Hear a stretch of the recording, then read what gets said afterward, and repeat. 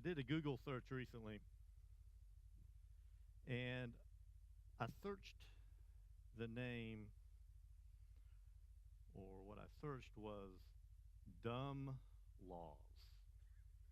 As an attorney, you might wonder why I searched dumb laws. I thought it was interesting to find other things out there that might not make too much sense. And it's interesting what I found because there are a lot of dumb laws out there. And at this point, to be honest with you, I'm somewhat stalling because this would be a perfect time for my iPad to install a new update. Which it wasn't when I was back there, but apparently it decided to do it now. So, the flaws of technology. Now, most of the laws that I hope to tell you about shortly, once it installs the update, will aren't being enforced anymore. You see, there are laws that have been installed that were passed that were created in the past for a particular reason, and they're no longer being used. And that's what a lot of these laws had to do. I wish I could remember all of them off the top of my head. It's the longest install in the history of the world. So, let me tell you about, I was going to save North Carolina for the last because that's where we live, but that's really the only one I remember. So, in North Carolina, a couple dumb laws. Did you know, and this is part of the reason why you never have me up here singing, is that it is actually illegal in North Carolina to sing off key. Which is, again, why you will never see me up here singing. I have to try and avoid any microphones because I don't want to get my law license revoked for committing a crime. But again, these are laws that they're not ever actually enforced anymore. Who knows what the reason was? And actually, I researched this one. I do know what the reason was. There was a Methodist church way back in the, I think, late 1800s, where they had one particular person in the church who liked to belt it out. Not very well, but he liked to belt it out. So they created this law to try and keep him from interrupting everyone in the church. Eventually, that case made it to the North Carolina Supreme Court. Imagine that. Something like that makes it to the North Carolina Supreme Court, but it made it there. And ultimately, the North Carolina Supreme Court overturned his conviction for singing off key. Thank goodness. But it is one of those weird laws that it's still on the books. Never been overturned, so I always worry that someday I might be charged with that offense. And it actually reminds me of the church I grew up in. There was that one guy, and I grew up in a Church of Christ, which was completely a cappella. No musical instruments, and for a person who can't sing, that's like the worst possible church you could ever be a member of. But there's this one guy that loved to sing and sing loud, and he threw everyone off in the church. It was impossible to actually keep a tune in that particular church. Second law in North Carolina, which I haven't really figured out the reason why it was passed yet, but it is another dumb law, is it is illegal in the state of North Carolina to plow your fields with an elephant. Again, that's one of those, I don't really know why, but it certainly is a dumb law, and it is still updating. Why in the world would you why would you want to plow your field with an elephant? But even if you wanted to plow your field with an elephant, why would it be illegal? So, something like that, these dumb laws, and eventually I might come back to some other states, but we may well see that if and when my iPad updates. So, today you may have guessed what we're going to talk about. We're going to talk about the law. And when we talked about, we're on this series walking through the Sermon on the Mount. And when we get to this particular section we're going to get to, it's Jesus talking about the law. And a lot of people don't quite understand. There's a lot of misunderstandings about the Ten Commandments, about the Old Testament law. Is it still valid? Do we still have to follow it? What do we have to do when it comes to the law? And Jesus makes it very clear. And I think a lot of us make it difficult. But if we just followed what Jesus said, it would be clear for us. So this is what he says. Do not think that I have come to abolish the law or the prophets. I have not come to abolish them, but to fulfill them. I tell you the truth, until heaven and earth disappear, not the smallest letter, not the least stroke of a pen will by any means disappear from the law until everything is accomplished. Anyone who breaks one of the least of these commandments and teaches others to do the same will be called least in the kingdom of heaven. But whoever practices and teaches these commands will be called great in the kingdom of heaven. For I tell you that unless your righteousness surpasses that of the Pharisees and the teachers of the law, you will certainly not enter the kingdom of heaven. Is that clear? A lot of people still don't quite understand what that means. But Jesus tells us when he says, I did not come to abolish the law. He's not saying ignore the law. He's not saying that you don't have to follow it anymore. In fact, he says it won't be changed. The smallest part won't be changed. But he says he came to fulfill it. And I think the first thing we really have to think about when we come to this is, what does the law actually mean? And I think my update just finished. Let's hope. And come on. There we go. Do you guys want to know the dumb laws of other states? Or do you want me to skip it? Okay, I'll go there. Alabama. Any Alabamians? I don't know what you call Alabama. Alabama. Stink bombs and confetti are illegal. In Arizona, you're not allowed to spit. Arkansas, we got some, I saw them come in. We got some Arkansasians. I don't know what you call Arkansas people. Hogs, maybe. Arkansas, it's against the law to mispronounce the name of the state. So it's not Arkansas. It's illegal in Arkansas to say that. So they're obviously very secure in where they come from. California, we all know that California does some amazingly wise things out there. But in California, believe it or not, you are not allowed to own, build, or use a nuclear weapon. Connecticut, you cannot sell a pickle unless it bounces. I had to Google that one, to be honest with you. Apparently, that's how you know that it's ripe. If you drop a pickle and it bounces, that means it's ripe. Now, the question is, who's testing that? I'm not sure I want my pickle dropped and bounced just so that I could then make sure it's right. Florida, where I was last weekend, no matter how bad of a day it may have been, you cannot sell your child in the state of Florida. You can give them away, but you can't sell them. Georgia,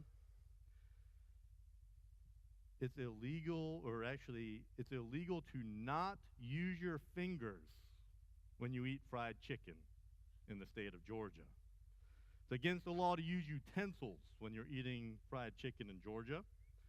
In Idaho, and let me say this one slowly because I had to read it a couple times to make sure I got it.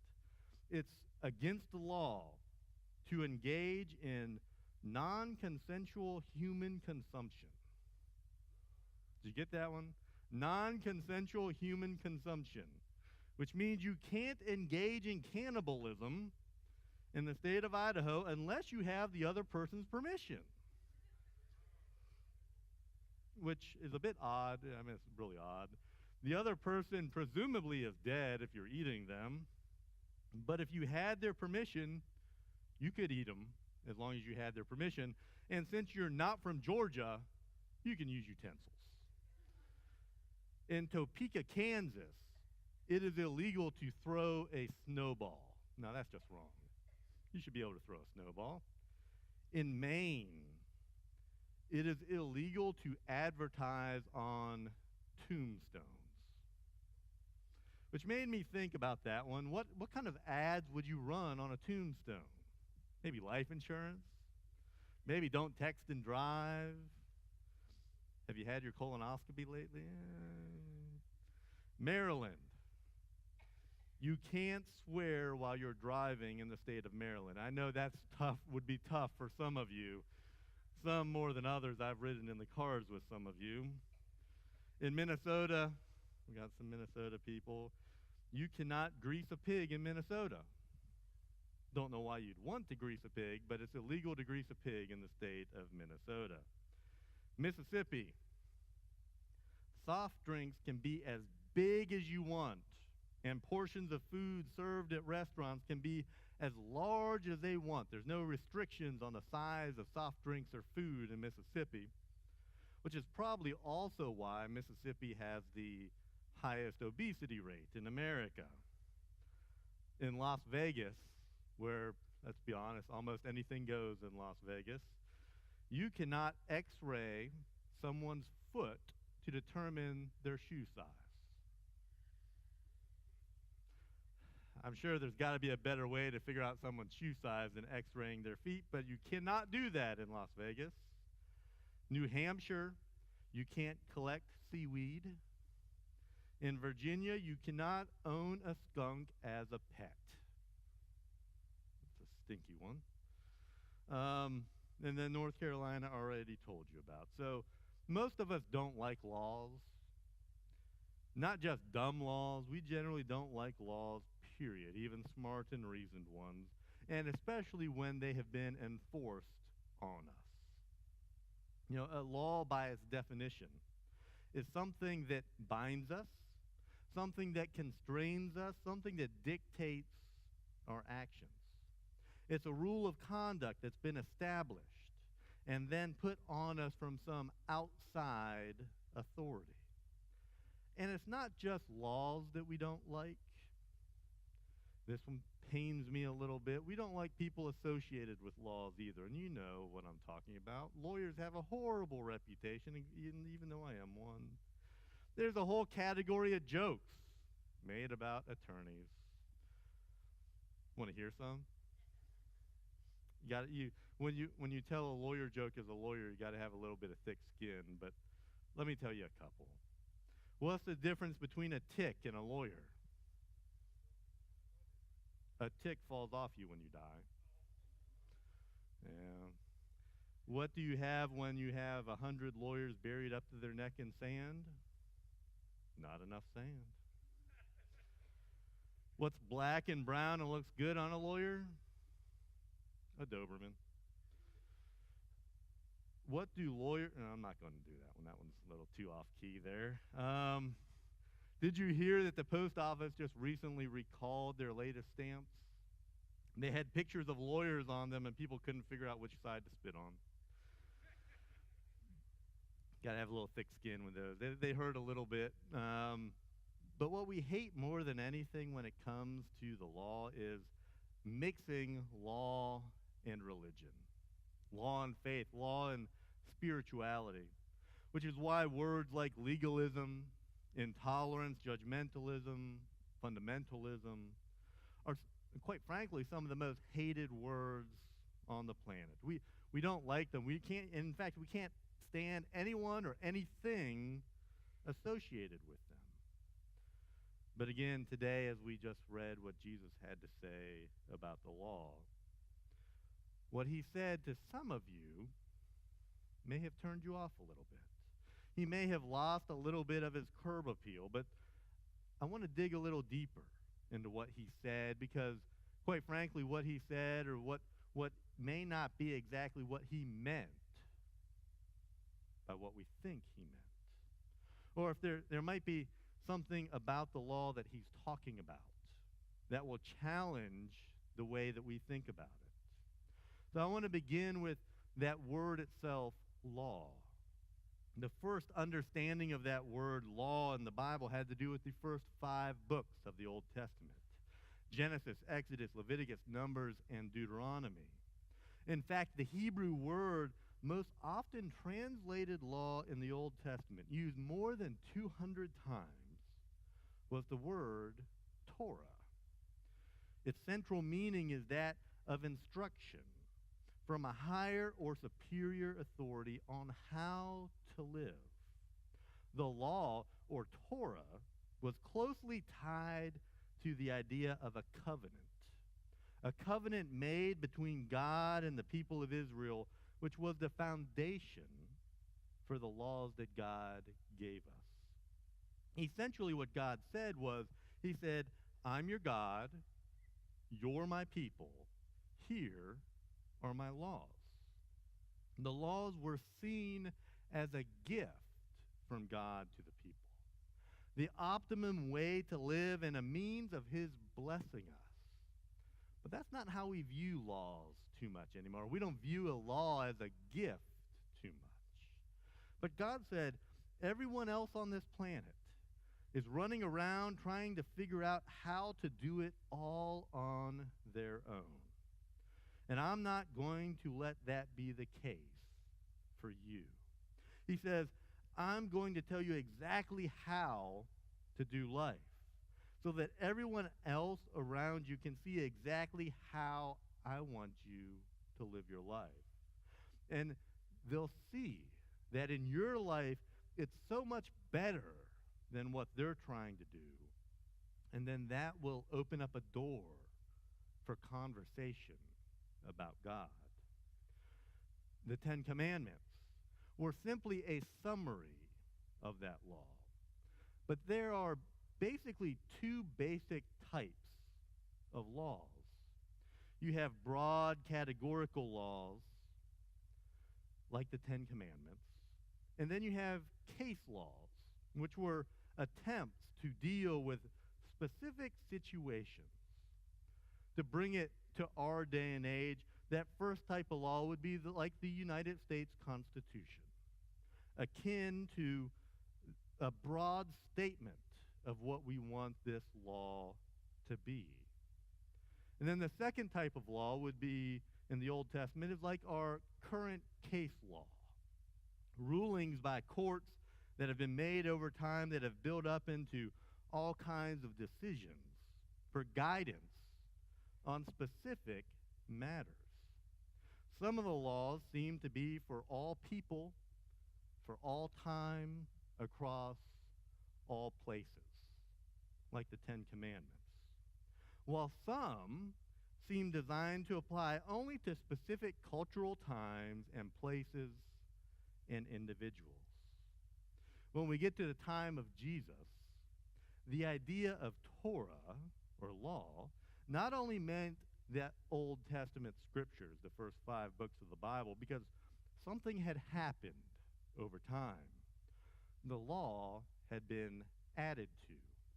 Professional religious establishment people decided that those laws needed more laws. So to the written law, they added what has become known as the oral law.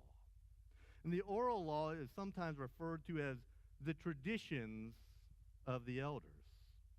People who brokered in these additions were people who were known as the Pharisees and the teachers of the law. They were religious. In fact, they were often considered to be the holiest people in their day. They had taken the Old Testament and had calculated that it contained some 248 commandments and 365 prohibitions, and they vowed to keep every single one of them. So they started to make rules about the rules and laws about the laws, and eventually they came up with more than 1,500 additions. you may have, I've taught on this before, and I've gone through and I did a diagram of them, but some of them led to some crazy examples. Perhaps dumb laws, as we talked about before. So, for example, to avoid taking the Lord's name in vain, which was one of the 10 Commandments, they refused to even say God's name, even in honor and respect, worship, or prayer, because they were worried about that it might be taken in vain. So they just stopped saying the name of God. And they read in the 4th commandment that you should rest on the Sabbath and not work. So in order to make sure that they never violated that, they figured out how many steps you could take on the Sabbath before it became work. And they determined that was 50 steps. If you took more than 50 steps, then it was work on the Sabbath and you were breaking the Sabbath commandment. And if you were a woman, you could not look in a mirror on the Sabbath. Probably applied to men too, but they talk a little bit more about women here, because the theory was that if you were a woman and you looked in the mirror on a Sabbath, you might see a gray hair, and if you saw a gray hair, you might be tempted to pluck it out, and plucking out hair was work, and you're not supposed to work on the Sabbath, and you see how ridiculous this often can get fairly quickly. But Jesus said that this is where we may misunderstand him a little bit, that he did not come to abolish the law. He did not come to abolish the law. He wanted to uphold the law. He wanted to see it front and center in each and every person's life. Now, before you take that and run with it, look at how Jesus finished that first sentence. He said, "Do not think that I have come to abolish the law or the prophets. I have not come to abolish them, but to fulfill them." The key word there is that word fulfill. To fulfill something means to make its meaning fully known, to complete it, to bring it to its goal. And Jesus made an incredible claim here. He said that he was the end, the crowning completion of God's revelation to the human race.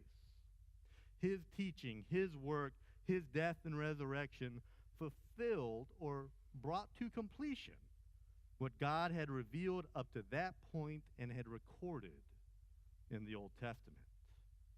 Every doctrine, every prophecy, every ceremonial session, every sacrifice, every ethic, in Jesus, it was all made complete. It means that the reason we don't sacrifice animals anymore, thank goodness, because that's really nasty, the reason why we don't do that anymore was that Jesus became the ultimate sacrifice for all sins, for all time. We didn't have to do it anymore. It means that we don't have to go to the temple in Jerusalem and make a sacrifice to a high priest and let that high priest minister for us to Jesus, because Jesus is our high priest. And we can go directly to him with any concerns. So everything God said stands, but our relationship to it has changed. Now we come to it through Jesus' fulfillment of the law. So we read in the Old Testament through the life and the ministry and the teaching of Jesus. We look at his life and we see the law and the prophets come alive like we've never seen them come alive before, which helps us to see how Jesus could both support the law and also condemn the people who were screwing it up in applying the law. He was so critical of the oral law, the traditions and the teaching of the elders that had built up around God's original commandments. They had made it what it was never intended to be. It became something heavy and binding burdensome and weighty, instead of something light and free and liberating. They were into the letter of the law instead of the spirit of the law. They had made the law into this legalistic set of do's and don'ts. And Jesus hated that. But he loved and lived the law itself, the written law, in its full spirit and full principle. In fact, his life was the perfect picture of it being fleshed out. The law is God, and God is the law. The law was nothing but a reflection of everything good and right, perfect and true, noble and holy. The law was the transcendent standard of how things were meant to be. The law tells us how we should treat each other, how we should think, how we should treat the weak, the widow, the orphan, the poor, what a marriage should look like, what a functional family should be like, what parenting is all about. You see, it teaches us how we should treat those who work for us and how we should treat those we work for. It's about how countries should interact with each other, debts should be handled, and arguments can be solved. It's all about what is straight in a really crooked world. You see, all that's light, so that you then know what darkness really is. It's all about what's true, so you can know what a lie is. Jesus moved it fully and finally away from this external legalistic basis to its internal spiritual basis. And that was God's plan all along. Jesus moved the law from an outward observation to inward motivation, which was always the law's intent and meaning. It was, after all, always meant to be written on our hearts.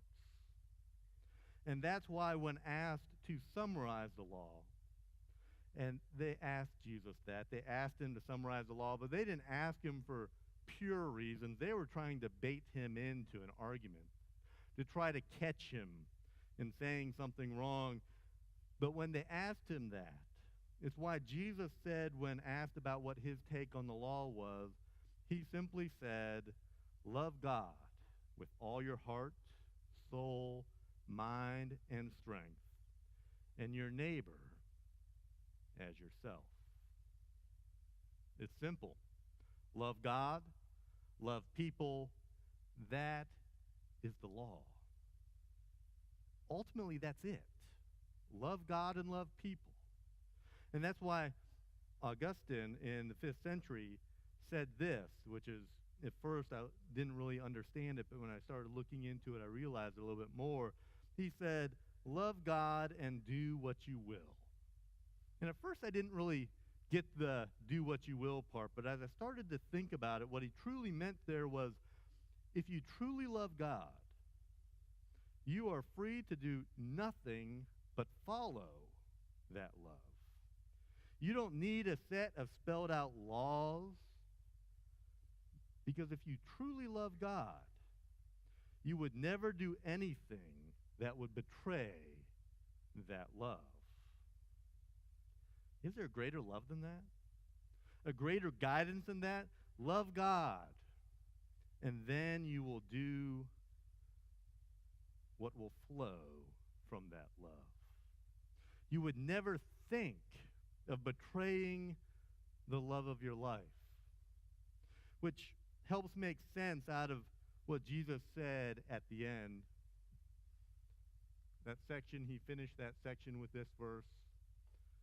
I tell you that unless your righteousness surpasses that of the Pharisees and the teachers of the law, you will certainly not enter the kingdom of heaven. Let that soak in for a moment. Jesus said that if you don't do better than the legalists, the law keepers, the rule followers, the sin patrol, if you don't do better than them, you can't even catch a glimpse of heaven.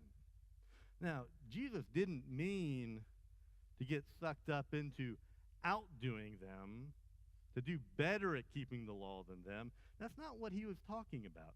He wasn't saying that people should exceed the righteousness and obedience and holiness of that religious establishment in degree, to do more than them.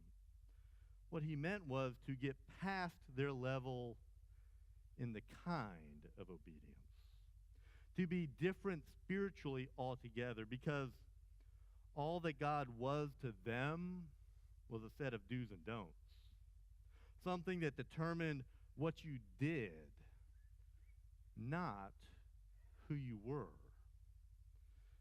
And if we're honest, we're all vulnerable to this. It's easy to fall into a legalistic set of rules and regulations and to try and appear spiritual and to gain acceptance from God through a legalistic mindset. We see people and say, oh, well, they shouldn't be doing that. Oh, that's not appropriate on the Sabbath. He shouldn't wear that. It's easy to fall into a set of do's and don'ts, to care more about appearances and how our reputation is perceived than about what's really inside of our hearts and our lives and our attitudes. So we make sure that we listen to the right kind of music, that we talk in Adventese or Christianese, that we follow these extraneous moral codes, that we participate in certain activities and make sure we don't participate in others. You know, some of that may be all well and good, but that's what we do. It's not who we are. Because spirituality, it's not about religion. It's about a relationship. And a relationship with Jesus who died for us on a cross. We tend to order our lives like we do our Facebook page or our Instagram feed. We say, let me present to you this mythical world that doesn't exist about my life. Let me make sure I look really happy, really polished, really popular. I'll make sure that I look really spiritual and have the right Instagram stuff out there, and then I'll go home at the end of the day as if I pulled something off spiritually. And it's crazy. And Jesus was so frustrated that people just didn't get it. What Jesus was after was for people to live out the purpose for which the law was given for their life. Not in an external, superficial, legalistic way, but through a transformed heart. Jesus was saying that the spirituality of the Pharisees wasn't spirituality at all. It was dead and lifeless and empty. It made life with God all about the doing rather than just being with him. Because you can set up your lists, your policies, your procedures, your rules and regulations, and you can follow them to the T, and yet have no intimacy, no life change, no transformation, and no connection with God at all. You probably know people like that. You might be one of those people. That you follow all the rules, but when you really dig deep, there's no connection to God. Because authentic spirituality, it's not about do's and don'ts. It's not about whether you watch The Walking Dead or whether you have a tattoo or whether you get cosmetic surgery. It's not about those external things. If there was one person on this planet who understood this probably better than any of the rest of us. It was Paul. Because Paul lived both sides of that equation.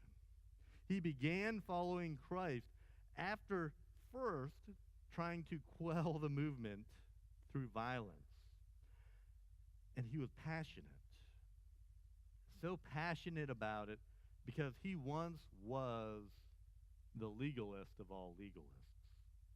In fact, let's read what he had to say in the book of Philippians. He said, "Indeed, if others have reason for obedience in their own efforts, I have even more. I was circumcised when I was 8 days old. I am a pure-blooded citizen of Israel and a member of the tribe of Benjamin. A real Hebrew, if there ever was one. I was a member of the Pharisees who demand the strictest obedience to the Jewish law.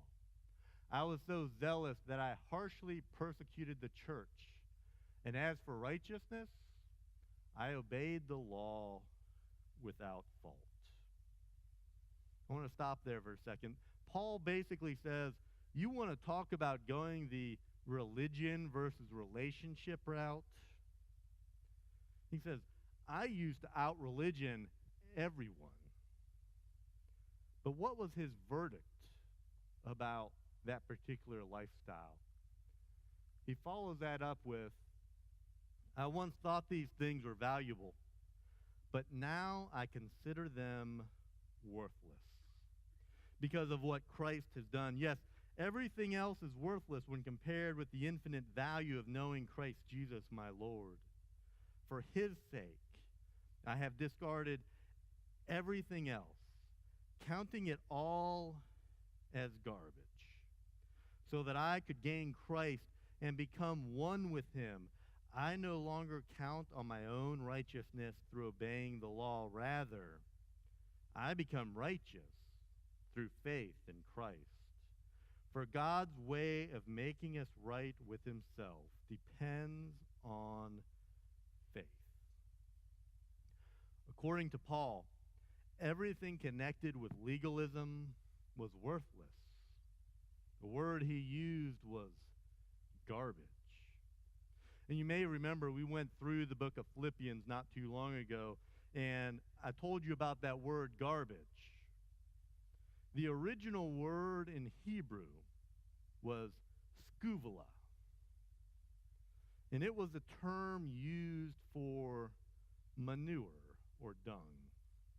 But it wasn't just any word used for manure or dung. It was the street slang word for manure or dung. So, back in Paul's day, the camels would have a bumper sticker that would say, skuvula happens. You get the impression. That's what he said about trying to live that life based upon following the rules and being legalistic. That's a powerful indictment. But let me give you one more shot at what Jesus had to say. And this isn't from the Sermon on the Mount. It's actually from a later address. We find it in Matthew chapter 23. But it says this: the religion scholars and Pharisees are competent teachers of the law. You won't go wrong in following their teachings on Moses, but be careful about following them. They talk a good line, but they don't live it. They take it into their hearts and live it out in their behavior. It's all spit and polished veneer. Instead of giving you God's law as food and drink by which you can banquet on God, they package it in bundles of rules, loading you down like pack animals. But don't forget where we started. Jesus went on the warpath about legalism. But remember that he never went on the warpath about the law itself. There are two big ways to screw this up. You can make everything about the external laws and rules, which is legalism. Or on the other extreme, you can say that there are no laws. There's no objective truth. Jesus would say to do neither of those. What Jesus put forward was the law made alive, the law fulfilled, the law realized. A do's and don't approach would say, do not murder. You can hate all day long, but don't ever cross that line of drawing blood. But Jesus would say, let's start with don't hate. I want to talk to you about what is really at the heart of the matter. A do's and don't approach would say, don't commit adultery. But Jesus would say, let's talk about lust. Let's talk about where adultery begins, not where it ends.